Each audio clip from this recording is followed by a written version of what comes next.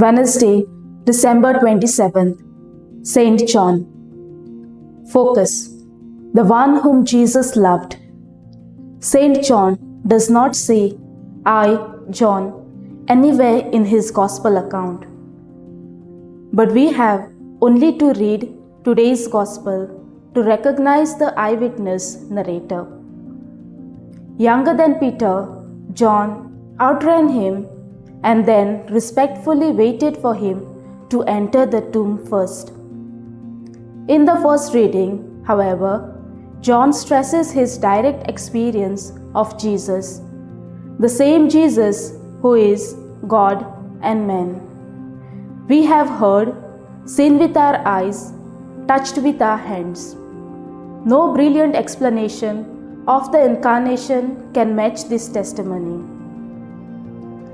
This is the disciple who is bearing witness, confirms John.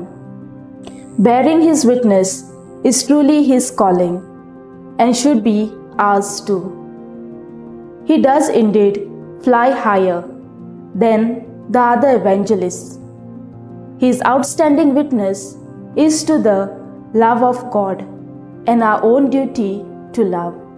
Clearly, John was Jesus' close personal friend, and he is our role model in recognizing Jesus' warm personal love for each of us.